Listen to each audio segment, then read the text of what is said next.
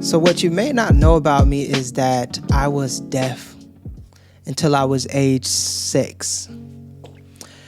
And as you can imagine, I struggled in so many ways, academically, socially, self-esteem,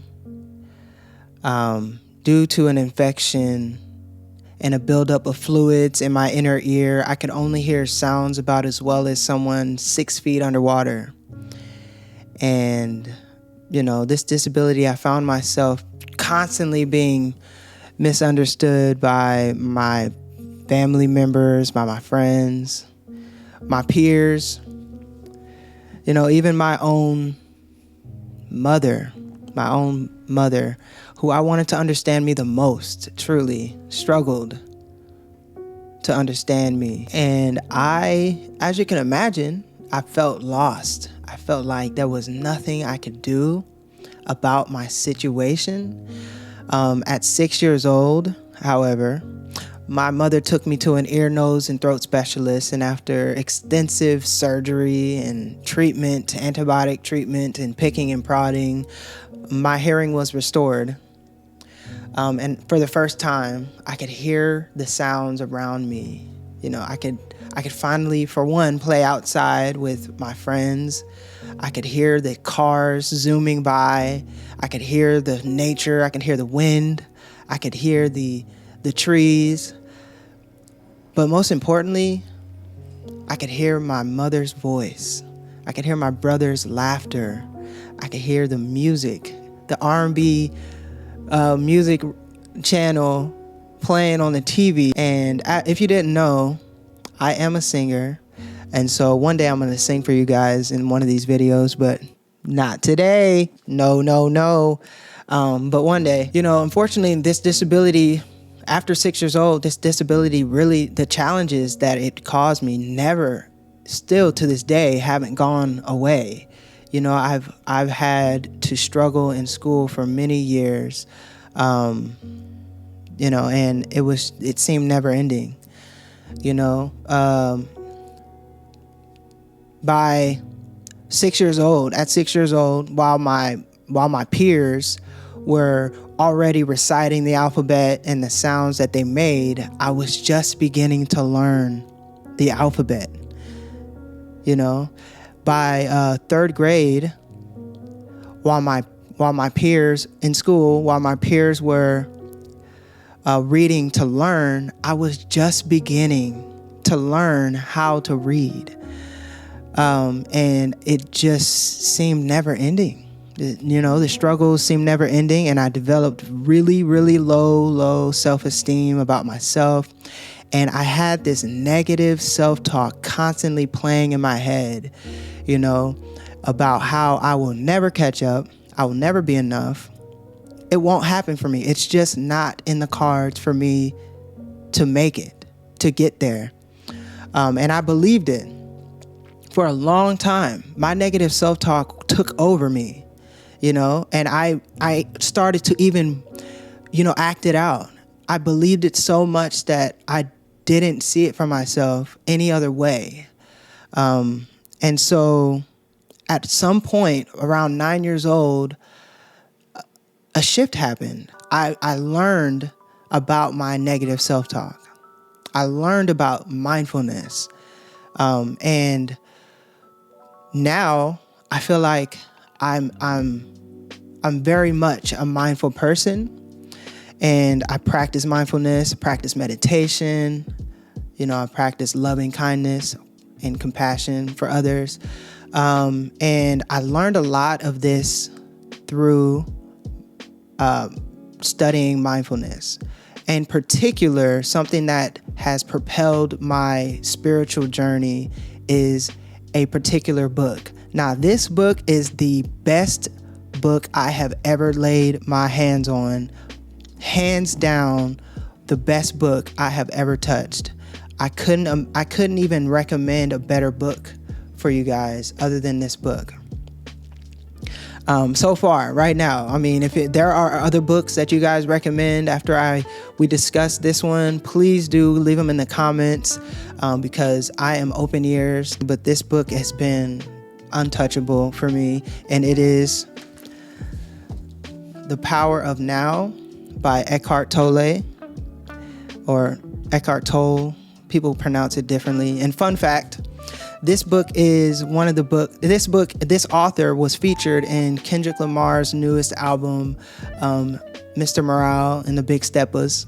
So this book obviously has made an impact on him, and it's made a huge impact on me. And so I'm just so excited to be able to share my insights on this book with you guys, see what you guys think. So let me know in the comments if you guys are reading this book with me. If you guys have read this book. I mean, how many people out there have already, put their hands on this book? And if you haven't read this book, highly, highly, highly recommend that this should be your next read. If you want to kind of go through a spiritual journey, if you're interested in, if you feel like it's your time to go through your spiritual journey and you need something to help you, this is that book. I hope I'm able to inspire someone out there with my insights on the reading. We're going to start it off with a few quotes, my favorite quotes out of chapter 1. So we're just going to jump to page 13 here. And on page 13, the first quote that I wanted to point out is how the mind is not who you are, okay? You are not your mind. And that's what the chapter's title is. You are not your mind. Your mind tends to want you to identify with it. It wants you to become it. It wants you to believe what it thinks. It wants you to believe that's you thinking it. But understand that your mind is just another organ, just like your heart, just like your liver. You don't identify with your spleen. You don't identify with your lungs. And you shouldn't identify with your mind either.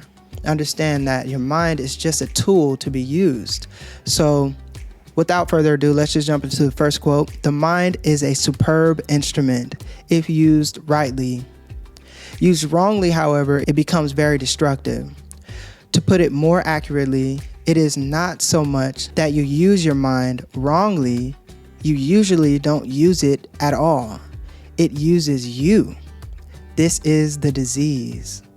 You believe that you are your mind. This is the dysfunction. The instrument has taken you over. Whew, tell me that ain't powerful. And he goes on to say, the beginning of freedom is the realization that you are not the possessing entity, the thinker, the mind. Knowing this enables you to observe the entity. The moment you start watching the thinker, a higher level of consciousness has become activated.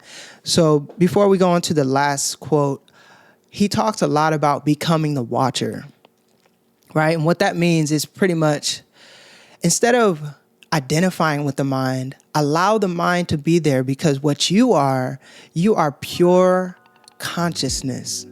You are the source. You come from the source. You will go back to the source when this is all over, and understand that you are what allows the mind to be there. Understand, you are beyond the mind. You are beyond your emotions. You are beyond your pain and suffering. You are what allows this experience of life to be there. So when he talks about you can start watching the thinker, you are the consciousness that watches over the thinker. A lot of us, we get trapped in this thinker. We believe that we are this thinker. We forget that we are not. We are beyond. We are much more than this thinker. We allow this thinker to be its tool, to be a tool for us to understand, to analyze, to comprehend, to compare. We use this tool for our daily life, for achieving our goals. But understand that we need to put this tool away. Just like if you had a wrench or if you had a hammer, you use that hammer because it's a tool to be used. You don't walk around identifying with this hammer. You don't walk around identifying with this wrench. Understand that this mind is just another tool to be used and put away when it's no longer useful. So you can become a watcher. And last but not least, let's just go to the last quote. When you listen to that voice, this is most important, right? And this is where compassion comes in. This is where compassion and love come in, because that is what you are. That is what I am. We are the physical manifestations of love. We are the physical manifestations of consciousness. So when you listen to that voice, listen to it impartially. That is to say, do not judge. Do not judge or condemn what you hear. For doing this would mean that the same voice has come in again through the back door. You'll soon realize there is the voice, and here I am listening to it, watching it. This I am realization, this sense of your own presence, is not a thought. It arises from beyond the mind. You are not your mind. You are not your mind. The mind is just a tool that needs to be used and needs to be put away when it's no longer useful, okay? But what the mind is, it's a conditioned machine, okay? It's conditioned to constantly think. It's conditioned to constantly analyze, understand, judge, predict, and it has a negative spin on it, okay? The mind has a negative spin on it. It wants you to believe in the problems that you have in your life, right? It thinks about the past and it thinks about the future. It is not concerned with the present moment. It wants you to identify with and forget about the present. It wants you to identify with the past, because the past dictates who you've been, who you are, and the future dictates your survival. It has a tendency to hold on to this past and hold on to this future, because the past it describes who you are, and the future it holds your salvation. The future is where you'll be saved, because the present moment isn't where you can be saved. According to the mind, your salvation lies in the future. But that's just the games that the mind plays on you. So understand that you're not your mind, and you can use your mind, because the mind can be a valuable tool to you if you use it correctly. You're not a slave to the mind. The next really impactful thing about this book is it talks about how you are not only are you not your mind, but you are also not your emotions either. Okay? Your mind and emotions tend to work together.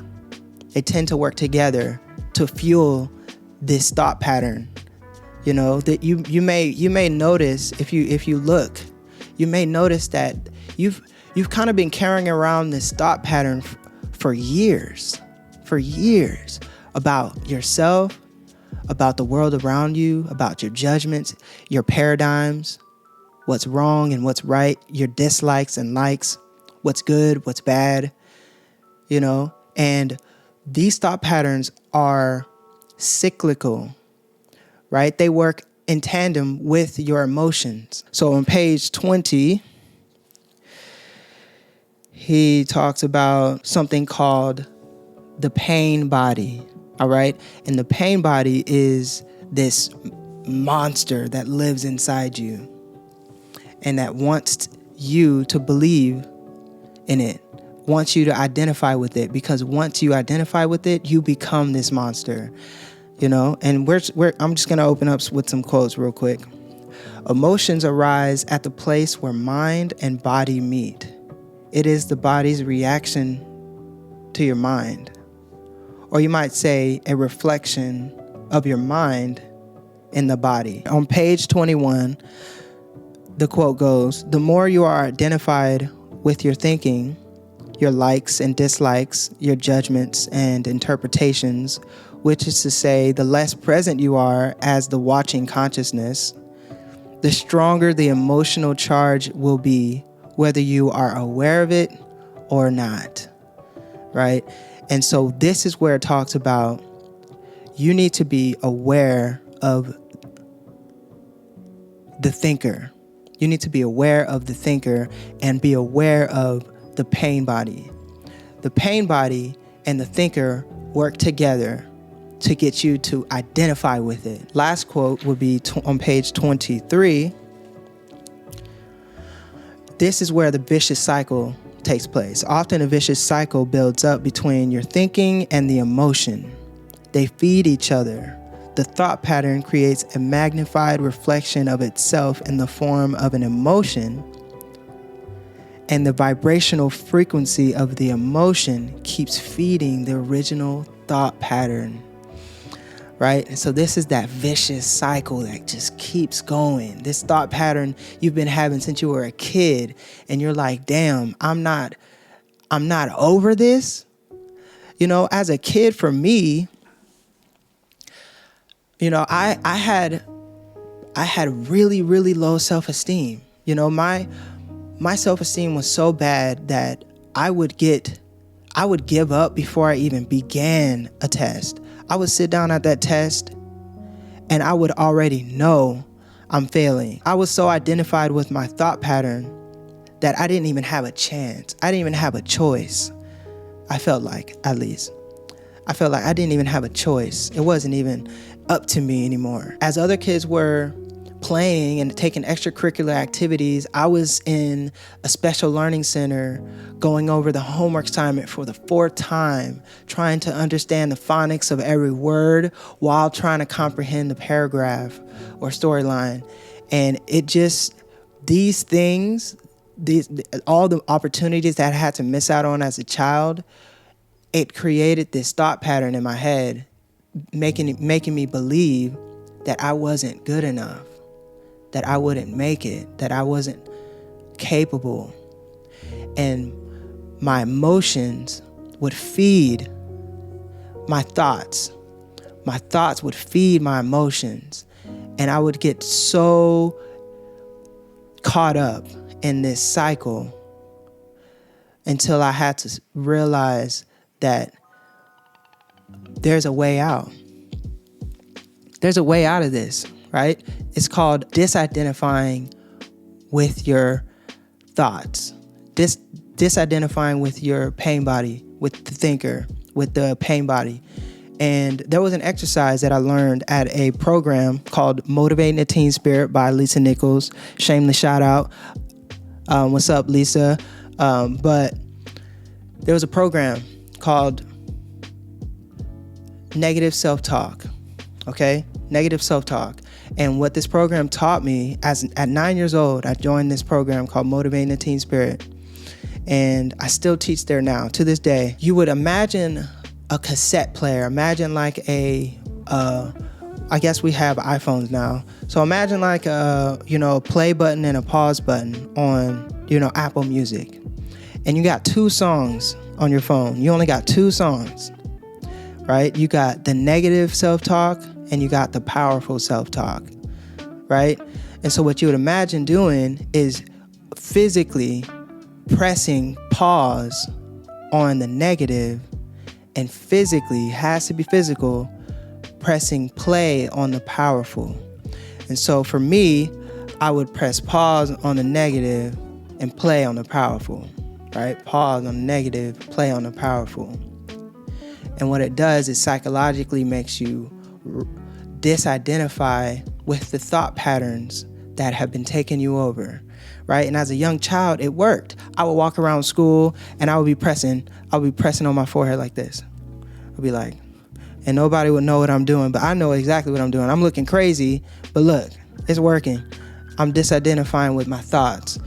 So I highly suggest anybody out there that's struggling with, their own abuse, struggling with self-abuse, I highly recommend trying that out. Next up, we want to talk about the ego, okay? And the ego is, I feel like, a combination of the pain body and the thinker, right? They work together to create this ego, and you feed onto this ego. So on page 18, he kind of talks about the ego. So he goes, as you grow up, you form a mental image of who you are based on your personal and cultural conditioning. We may call this phantom self the ego. It consists of mind activity and can only be kept going through constant thinking. The term ego means different things to different people, but when I use it here, it means a false self created by unconscious identification with the mind, right? And so what this talks about is what we already discussed, right? The constant identification with the mind is where ego thrives. It thrives in your participation with it. It thrives with your participation. But if you no longer participate with it, the ego dies. The ego goes away, and you are therefore able to move through life with ease, with passion, with compassion, with grace, with loving kindness, right? The ego is where the thought patterns come up, right? The ego is where the emotion is charged. The ego is where that constant cyclical pattern you start to notice in your life. And so the next quote, he goes on to say, it is also concerned with keeping the past alive, because without it, who are you? It constantly projects itself into the future to ensure its continued survival and to seek some kind of release or fulfillment there. Even when the ego seems to be concerned with the present, it is not the present that it sees. It misperceives it completely because it looks at it through the eyes of the past, or it reduces the present to a means to an end that always lies in the mind-projected future.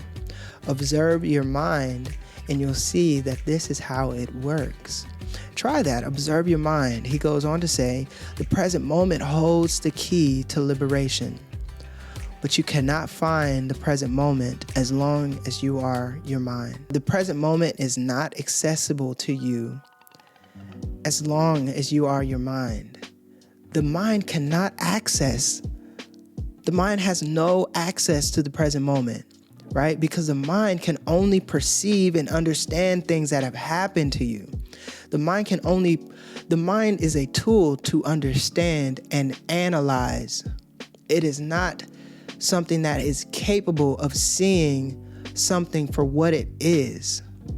It can only see things through your perceptions, through your judgments, through your opinions, through your personality, through your likes, through your dislikes.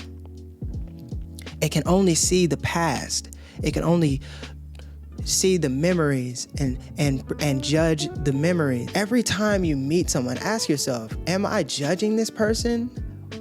The moment you lay eyes on someone, are they beautiful? Are they ugly? Your mind starts to question. Your mind starts to judge. Are they tall? Are they short? Are they fat? Are they skinny?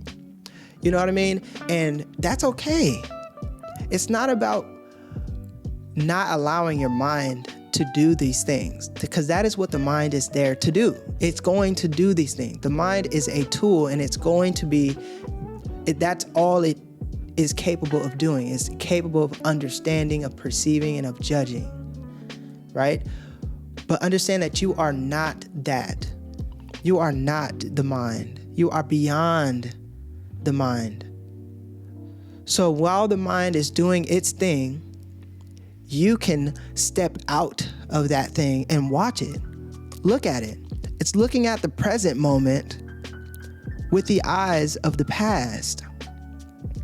The ego is comparing this person to another person that you probably met in the past.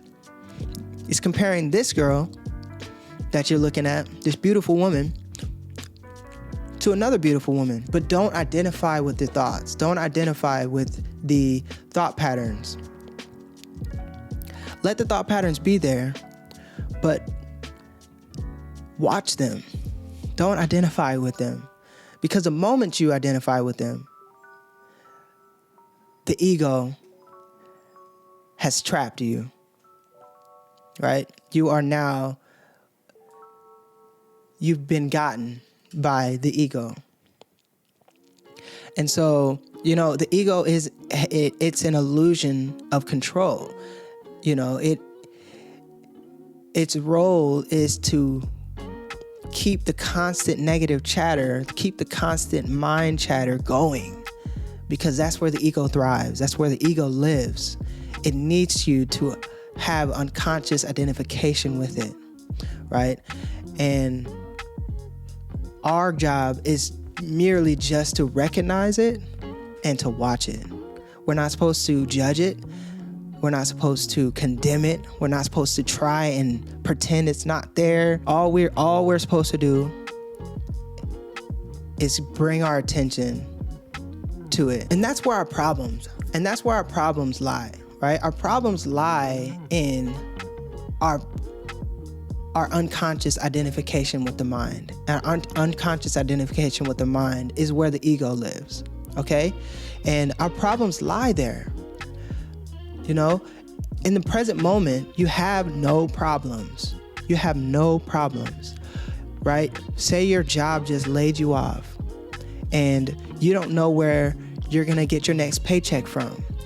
Understand that life situation is valid. That's a valid life situation, and no one's going to take that from you. That is yours. That is your story, and no one can take that from you. But you have a choice. You have a choice, right? You can dwell on the mind projected problem of not having the assurance of when your next paycheck will be arriving. You could dwell on that, or you could dwell in the present moment. In the present moment, do you have problems? You're sitting on your couch worrying about when your next paycheck will come in, and that's a valid problem. That's a valid life situation. But don't forget about your life, right? Your life situation has no bearing. It's so minuscule compared to your life. Your life is right now. Your life is in this moment, right? And so I want to give the analogy, it talks about it in the book, of a police chief, right? Imagine a police chief looking for a murderer. This is us looking for the solutions to our problems. This is us trying to use our mind to look for the solution to our problems. Use our mind, use our understanding, to our ego to find solution to our problem. It's like a police chief trying to find a murderer, but the police chief is the murderer, right? And so it's the same way as your mind is an intrinsic part of the problem itself, is the unconscious identification with the mind. And once you let go of that identification, you realize that problems kind of just fade away. It's not that life situations go away and everything is breezy, but you can approach life with a more positive lens, a more kind, loving, and forgiving lens. And I think that's the best way to live. I mean, your life situations will always be there, right? No one's going to take that away from you. Your story is always going to be there. No one's going to take that away from you. So yeah, I just wanted to leave you guys with that. And I'm just going to close this video with some positive words, right? It's not all doom and gloom. I know that we've had some heavy conversations today about the pain body and about the ego. But I want to leave you with something to look forward to, and that is your chance for enlightenment, right? Enlightenment is something that seems really scary to a lot of us. Because it seems like there's something it seems like it's something to strive for, like it's something to achieve, like it's something you have to earn. Understand that your essence is all that you need for enlightenment. So I'm just going to go into what enlightenment really means. And so we're just going to go to page 8, I think it's on. Let me see here. No, it is page 12. So page 12, he talks about enlightenment. Enlightenment is a state of wholeness, of being at one and therefore at peace, at one with life in its manifested aspect, the world, as well as with your deepest self and life unmanifested, at one with being. And so you may ask me, being, what is being? What is that? And so I'm so glad you asked. I'm so glad you asked. I will happily answer that for you. Being is just another word, and understand that being is just another word. And he uses it in this book, signpost. It's just another signpost to describe the undescribable. And I'm a Christian. I grew up in a Christian household, went to church every Sunday, and one thing that I just haven't been able to get over is the concept of God being this white man with a beard. I think that we as humans, we try and put labels on things so our minds can rest, so our minds can relax, because our minds' constant need to understand wouldn't allow for us to not label this indescribable thing like God. And when people try and argue for or against God, it's almost like they know it's almost like they know what they're talking about, but you really don't know God. You can't know God. He didn't design us to know him the way he is, right? We cannot know everything about God, but we can, however, feel God within us. God, we are the physical manifestations of God. We are God, essence. And so we can feel God, but we can't know God mentally, okay? And I'm saying this because God being is just another word for God, but being is just less tainted. And so I want to go into one more quote, and this quote is on page 10, and he describes what being is, okay? So let me just go into this real quick. Being is the eternal, ever-present one life beyond the myriad forms of life that are subject to birth and death. However, being is not only beyond, but also deep within every form as its innermost, invisible, and indestructible essence. This means that it is accessible to you now as your own deepest self, your true nature. But don't seek to grasp it with your mind. Don't try and understand it. You can know it only when the mind is still, when you are present, when your attention is fully and intensely in the now. Being can be felt, but it can never be understood mentally. To regain awareness of being and to abide in that state of feeling realization is enlightenment. Understand, listen, how beautiful. Like, just listen to the words. How beautiful. Being is, it is accessible to you now as your own deepest self, your true nature. You are God nature. You are being, right? It is your truest essence. When you are present, your attention is fully, intensely in the now. Being is felt, but it can never be understood mentally.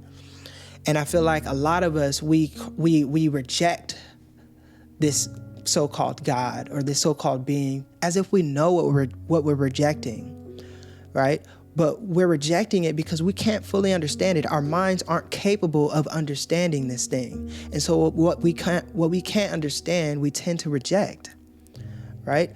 But that's your mind